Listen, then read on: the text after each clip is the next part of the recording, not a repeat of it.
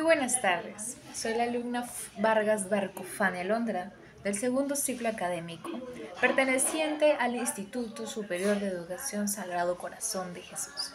A continuación, pasaré a redactar una de las obras que ganó el Premio Nobel, correspondiente a autor Imre Kertész, donde se desarrolla en la Guerra Mundial, en pleno holocausto, de países en guerra, Alemania, Rusia, Hungría, y de las vivencias que nos va a llegar al punto de reflexión y quizás poder reaccionar y ver cuál es la realidad en la que se vive en estos campos de concentración, donde muchas personas son cautivadas, presas, sin ni siquiera poder darles la libertad de poder expresarse.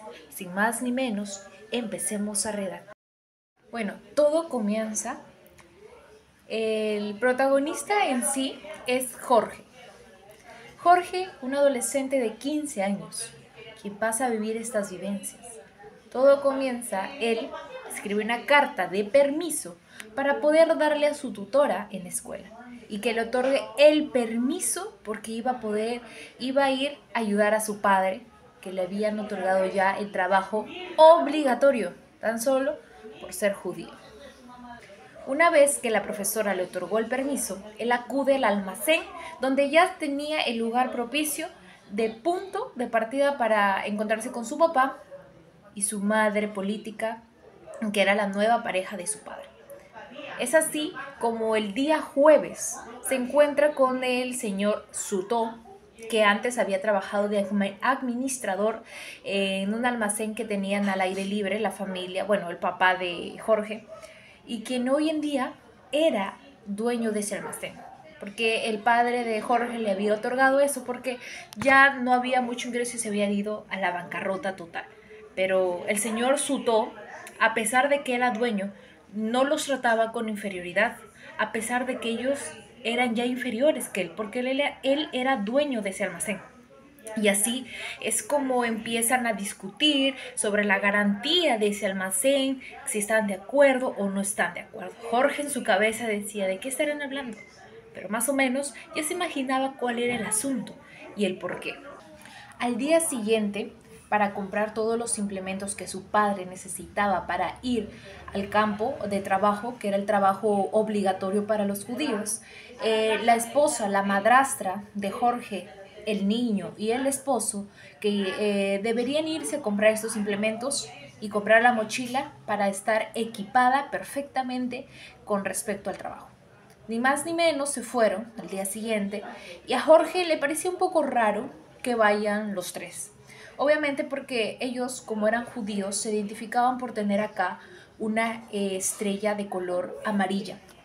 Siempre que se iban por la ciudad, aquel que tenía estrella de color amarillo era considerado ya judío, era la representación de su raza.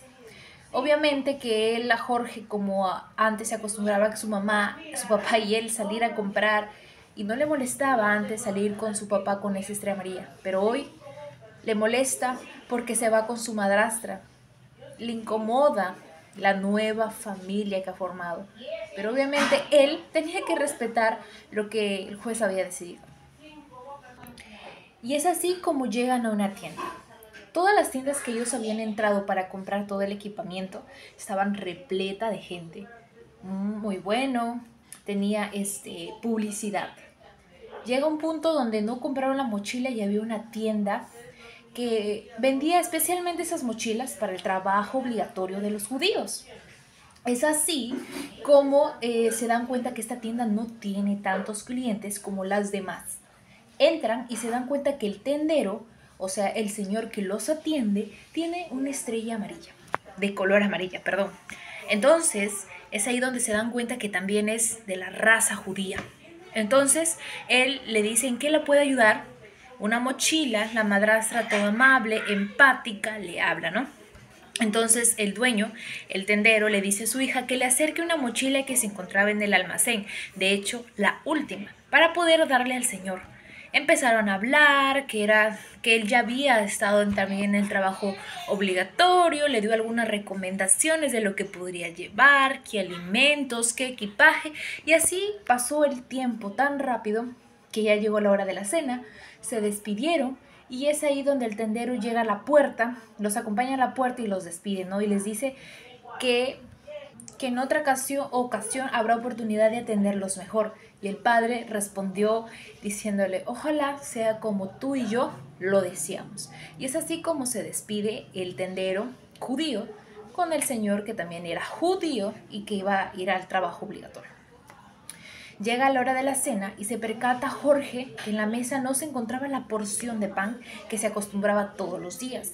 La madrastra también le dice, pero Jorge anticipadamente se va hacia la panadería donde se otorgaba la porción de pan y se da cuenta que siempre debe de formar una fila, por más que llegue temprano, siempre debe de estar al final para poder atenderlo. Y se da cuenta que la señora rubia, alta, y su esposo, siempre, cada día, la porción es menos. Tan solo por discriminar, que odiaban a los judíos, que no los podían ver a los judíos, que era una raza como que no les interesaba, una raza de pocos recursos que no debería estar en esta ciudad. Y es así como esperó ansiosamente a que les dieran su ración de pan y recibió la ración de pan, obviamente que más pequeña, y se fue a la casa para cenar. Ya llegada ahí la cena, vio que la madrastra le dio un plato a Jorge y le dijo, ¿tienes apetito? ¿Estás bien de hambre? Y él le dijo, sí, con muchas ganas, y entonces porque literalmente él estaba de hambre. Y ella le parte de su porción de ella, le da la porción de Jorge. Él se sintió mal porque él tenía otra imagen de la madrastra, ¿no? Él tenía otra perspectiva, no la quería, ni siquiera solamente la respetaba porque vivía juntos con él y porque su padre estaba enamorado de la señora. Antes de eso, antes de que llegara la cena con el pedazo de pan, Jorge pasó deprisa por las escaleras y se encontró con su amiga y vecina Ana María, que también era judía, ¿no? Charlaron un poco y fue deprisa porque él tenía bastante hambre. Después de cenar tocaron la puerta. Entonces se dieron cuenta que la familia de parte de la madrastra iba a despedirlos, que era algo natural porque al día siguiente el padre iba a viajar a su trabajo obligatorio. Y también llegaron los abuelos, padres del señor, el papá de Jorge. Llegaron, después llegó las hermanas de la madrastra, después llegaron los hermanos de la madrastra, que era el tío Billy y el tío Lajos. Ambos tenían reseñas, ambos eran amables con Jorge, a pesar de que no era hijo de su hermana. Y uno de ellos, bueno, Billy se caracterizaba por ser el tío de calva rosada y alta con vigor, y el tío Lajos por ser un poco más, un poco bajo, con barba, manos gruesas y peludas. Y se acercó a decirle a él, ¿no? ¿Lo vas a extrañar? Él respondió, obviamente, claro que sí, lo voy a extrañar y mucho. Y él le dijo, con mirada triste, que los años felices y despreocupados ya habían terminado, porque a partir de mañana su padre iba a dejar la casa y él iba a asumir la responsabilidad de poder quedarse acá. Ellos también le dijeron palabras de bienestar, ¿no? Palabras de tranquilidad al señor, que si le pasara algo, ellos iban a hacer cargo de la madrastra, o sea, de la hermana, y de él. Después de eso, como un momento de alivio, llegó ya el momento ya de despedirse totalmente. Es ahí donde los hermanos de la madrastra, los abuelos y todos deciden rezar en el idioma hebreo. Obviamente que Jorge no sabía ese idioma hebreo, pero lo intenta.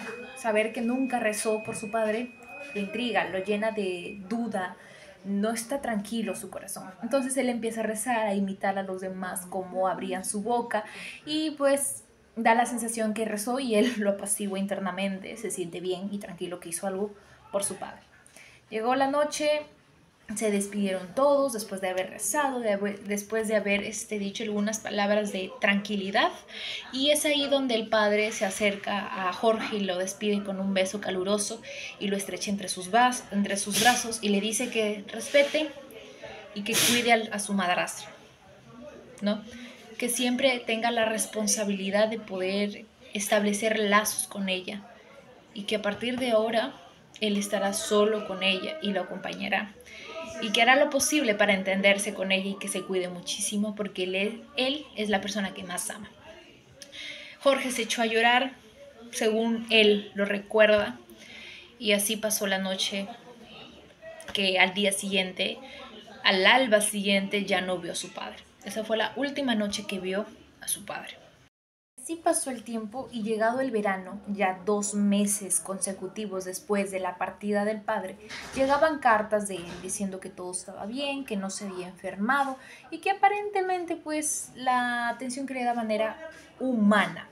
Así que Jorge y Ana María ya han fortalecido su vínculo de amistad y se han vuelto más cercanos. Llegó un momento donde ellos todas las tardes se sentaban al balcón de la casa a conversar, ver las estrellas y en un punto, en un día llega un ataque aéreo porque estaban en guerra. Entonces es ahí donde en cada explosión de las bombas todos habían bajado al subterráneo porque era para cuidar su vida, porque esto era peligroso. Entonces Ana María, cada vez que vio una explosión, él se aferraba al cuello de Jorge y su cabeza bajo el hombro de él. Seguía la explosión y así sucesivamente hasta que llegaron al punto de darse un beso. Entonces cada vez que se hallaba una explosión, ellos se besaban, saltaban, se besaban. Una explosión, boom, saltaban y otra vez se besaban. Dado eso, pasó y el día siguiente de nuevo se encontraron porque ellos también se iban con las hermanas de Ana María a jugar cartas, a pasar la tarde. Y es ahí donde ellos empiezan a hablar, a decir que lo que había pasado, que al fin eran adolescentes y que esto les parecía muy bueno, ¿no? Porque ambos se gustaban y que todo fue culpa de las bombas del ataque aéreo. Llega al día siguiente, se vuelven enamorados, las hermanas, y una de las hermanas mayores de Ana María les pide para hablar con ellos urgentemente de un asunto que le intrigaba demasiado. Recordemos que los judíos, ellos se caracterizaban por tener una estrella de color amarillo. Entonces la hermana de Ana María pasaba cada vez a la escuela por la ciudad y todos la miraban con asco, con odio. Y eso le intrigaba que a su hermana y a su amigo Jorge también le hicieran lo mismo. Lo odiaba, se preguntaba el por qué discriminación, por qué a nosotros, por qué no nos aceptan a los judíos. Y así pasó la conversación y todo esto. Ya después de un tiempo, Jorge ya está trabajando en los campos de concentración, donde se encuentra, donde es un mundo irreal, inhumano, complejo, abusivo, que no tienen compasión con los judíos y de otras razas, ¿no? Es aquí donde él empieza a interactuar con los demás, a ser amigos, porque ahí se reúnen todos los jóvenes que han terminado ya la secundaria para trabajar el trabajo obligatorio que todos los judíos deberían hacer. Camino su trabajo, que era todos los días de manera cotidiana, empezaba desde las 7 a.m. Él se sube al autobús junto con otros 7 compañeros más. En total eran 18 en el autobús, todos eran judíos.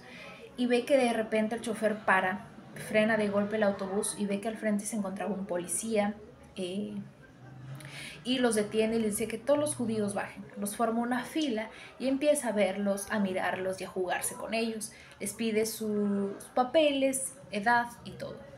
Después que pasó el tiempo, el autobús ya se había retirado, pero todo era un plan, pues al frente quedaba un edificio de aduanas y el policía invitó a los 18 muchachos donde se encontraba Jorge a entrar a ese edificio para luego llevar a cabo el plan que tenían ya impuesto. Les dice que entren y que esperen y que le iba a llamar a un policía. Empieza a hablar con su colega en un idioma que ellos no entendían, pero Jorge sí, que era el idioma hebreo. Y empieza a llamarlo y les dice que los espere, que ella regresa, que va en busca de su colega y los encierra con candado en el edificio. Al mediodía llega con el amigo, les hablan y les dice que los van a llevar a Alemania, donde los van a tratar mejor, que la vida que se merecen, que aquí no hay futuro. Ellos le creen, se deciden arriesgar y van en el autobús que los llevaría a su destino más cruel, más injusto. y los dirigen afuera de la ciudad de Sudapest, donde se encontraban guardias alemanes, quienes los apresan y los llevan.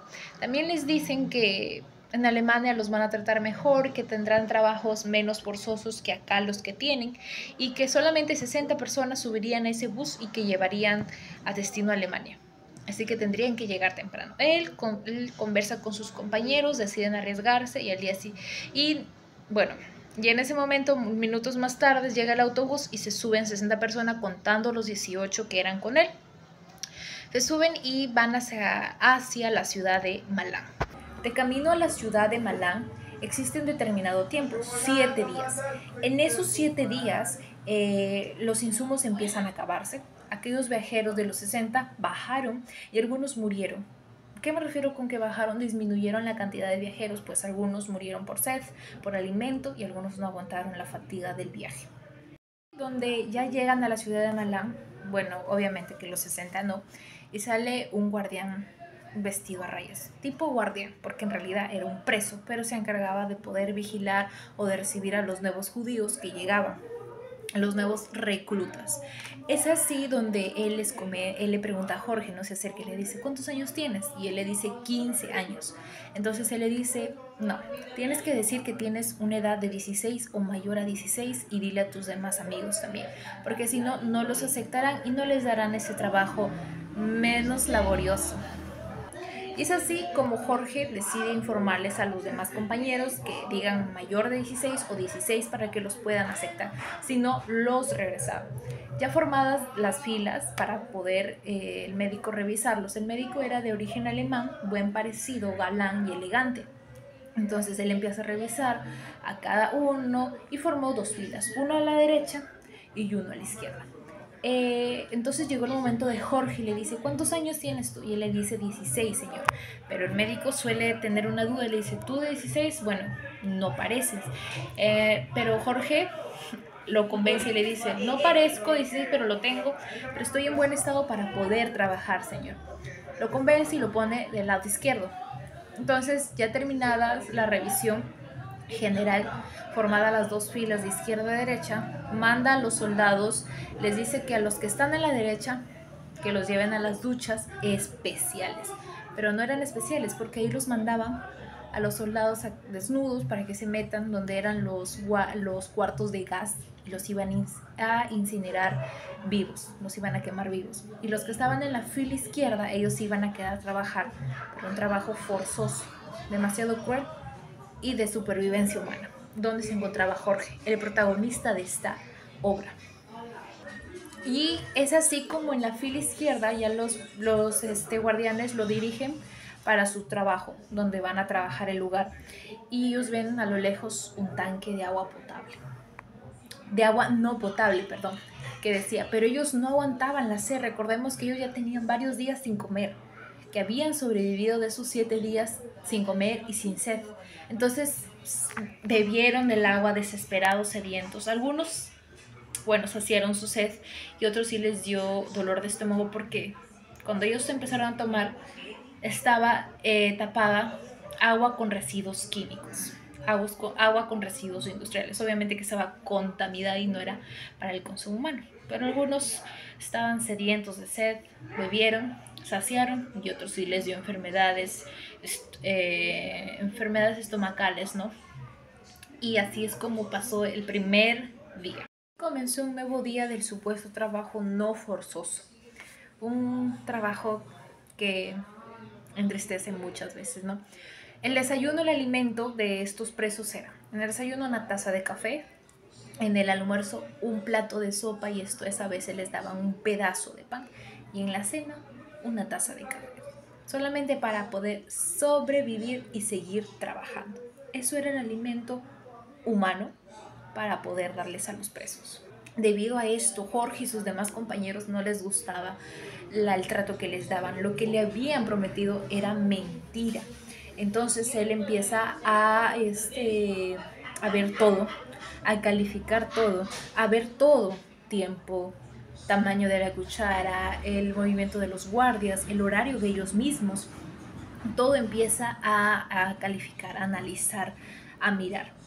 a tal punto de armar un plan, porque la única visión que ellos tenían era sobrevivir para poder escapar de este mundo tan cruel. Durante el trabajo forzoso y durante los planes, porque a veces hacían entre ellos cambio de alimentos. Un día yo puedo no querer sopa y hago intercambio con Jorge, que ese día me dé su pan y yo le doy mi sopa. Y al día siguiente él no quiere sopa, pero yo sí quiero, entonces le intercambio. Esa era la manera de supervivencia de los presos, de algunos, porque algunos no lograban sobrevivir y duraban 2 o 3 días. Pero Jorge era distinto, capaz la visión, la voluntad que tenía para sobrevivir. Entonces llegó un punto donde en el trabajo forzoso él se hizo una herida en la rodilla y lo llevan ¿cómo se dice? Bueno, no lo llevan precisamente, sino que él empieza a pasearse por ahí y ve que hay un lugar donde están los muertos y que él ya moribundo, todo dolorido, cae. Entonces las personas que vienen en carretillas a llevar a los muertos ya para incinerarlos, cremarlos y todo, piensan que Jorge está muerto y lo alzan junto con otros cuerpos de muertos verdaderos y el moribundo en una carretilla.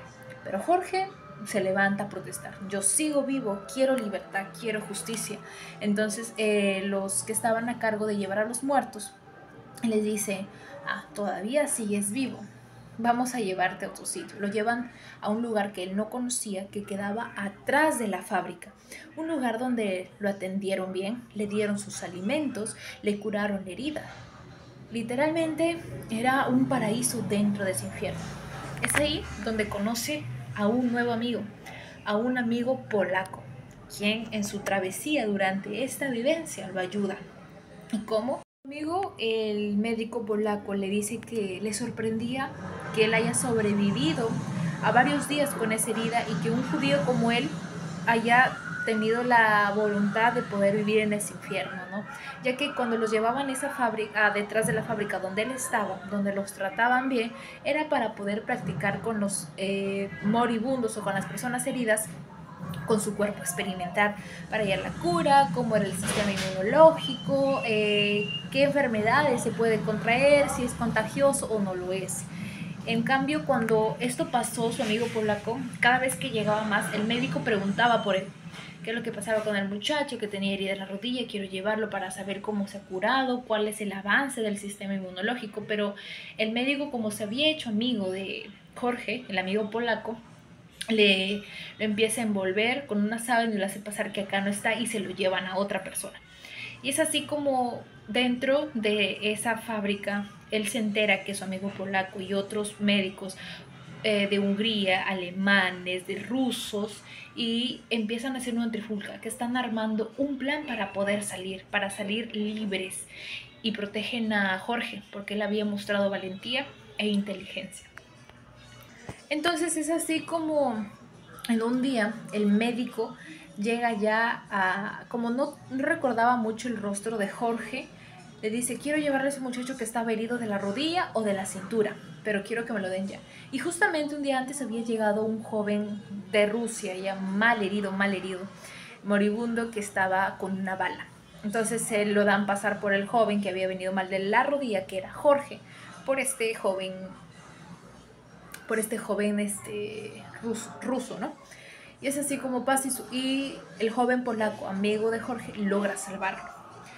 Minutos después llega un bombardeo feroz y lanzan la sirena de que ya es que todas las SSC, o sea, las fábricas, empiecen ya a salir, que se escapen, que empiecen ya a refugiarse porque ya se viene el ataque de Rusia, el ataque de Hungría, el ataque de los alemanes.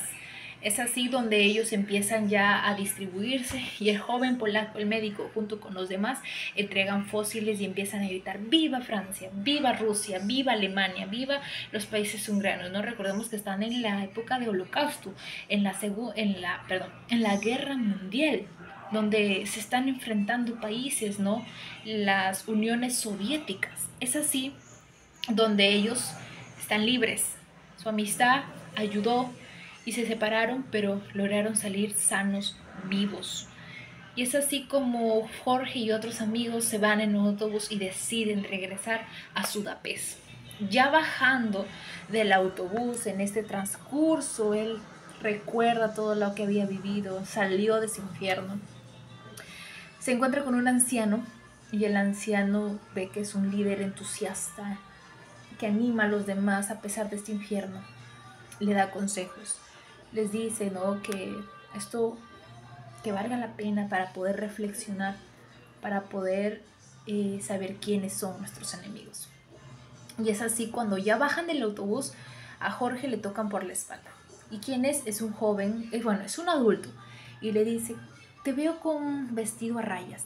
¿Qué es lo que ha pasado? Cuéntame tu vivencia en los campos de concentración. Es demasiado horrible. ¿Cómo lo han pasado? Dime tu vivencia. Cuéntame cómo ha sido.